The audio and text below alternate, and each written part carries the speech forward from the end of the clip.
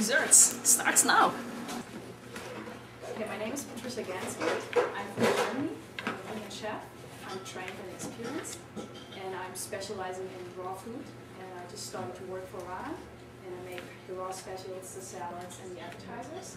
And today I'm going to show you how to make raw desserts. And before we get into that, I would like to tell you a little bit about raw food. And before maybe I even do that, I can ask who is familiar with raw food, who is maybe a raw foodist. So starting with that, have you already started to get into that journey of the raw food diet? And if yes, could you please just find it here. So, okay, that's good to know. So pretty more like interested, new to it, and very excited about that. Okay, good to know. My intention is to show you the basics. I won't teach you the most exciting and maybe culinary arts skills and stuff like that. I may teach you more the basics, and you can use that for your future recipes. So let's say you have one recipe and you can think of something else you add or you take off from that recipe I'm providing. So that's more my intention and my motivation. And me myself, I'm a vegan. My foundation is veganism, animal rights, environmental reasons, like boycotting certain products or political active. And further than that, I adopt a raw vegan diet, but it's not like I do it every day or that I'm saying nothing else but raw veganism, because sometimes I go out with friends and I have some nice good food, but it has to be vegan.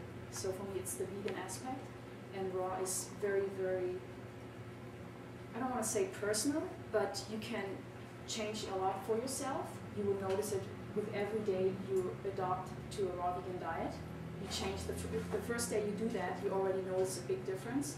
So that keeps you on the track, so that you always want to go back to that because you don't want to miss that feeling. And that's also something I would like to motivate you to do, just trying to get into it. And be it a dessert, be it a salad. And I always say have something raw in your diet. That's the most important thing that I would like to help to set in your brain and say, okay, if not completely raw, at least I have something raw for my breakfast, for my lunch, for my dinner. And I really mean breakfast, lunch, dinner. It can be just a salad, it can be just a fruit. So that's more what I'm talking about. And yeah, I'm from Germany, so I'm trained, and that means I have gone through the traditional apprenticeship. So that means I have learned how to treat meat, how to treat all kinds of foods, all kinds of items in the regular cuisine. But I have been a vegan before that, so that's a different story. But I have been always specializing into vegan cuisine, and I just made up my own recipes. And this is pretty much the same approach when you go on raw food recipes. So you have maybe some burrito, but what are you going to substitute with the bread? Just take some green lettuce, take some collard greens, take some cabbage leaf, and just put the ingredients in the middle and roll it up. So it's pretty simple, but it has to get into your mind first, and like, oh, okay. Once you do that, you get like very used to that, and it gets very simple. And that's the other thing. If we don't do it, we don't really learn it, right? And that's another important thing I would like to pass on. So you can go anywhere to get groceries, to get produce. But I'd like to stress out that it's very important to shop organic, especially if you go more into a raw food diet. Because the raw food diet is connected with detoxification. That means you get rid of toxins, which the word already says. And the more pure food you're taking in, the easier and the better you get rid of toxins. So it doesn't make sense eating some non-organic fruit and vegetable and expecting a good detoxification, or just expecting a detox if you already, you're taking toxins in your body and then you want to get rid of toxins. So it's like a vicious circle almost. I don't want to say it's the worst thing you can do, but I just want to say that it's better to take organic, because there are some fruits and some veggies that you can have non-organic. They're not too bad. Like onions, they're just like almost like organic onions. So it doesn't matter if you have non-organic onions in your salad, so you can have that. But then there are other fruit, like peaches, like asparagus. You have to be careful because they are like loaded with all these pesticides that where they're growing from the soil. So you don't want to really have them on a regular basis. So you maybe have that once in a while, because this is the thing. If your diet is vegan and you adopt more and more to a raw vegan diet, and your foundation is organic, then you can handle the intake of pesticides once in a while because your body is already getting used to get rid of what it doesn't belong into your body. So it's a wild field, and I can't talk about all that today, but I just can provide some information that you may look up on the internet. Detoxification, because I just said that word. But you can also write down some questions, which I would like to answer by the end of the class, because this is not the issue today that we talk about detoxification.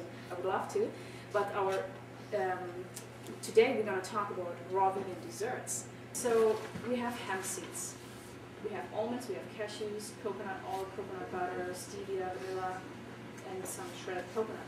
So some of the ingredients may be like, oh, what's that? I've never seen that. So I would like to show you. This is my tray for truffles. So going step by step, hemp seeds.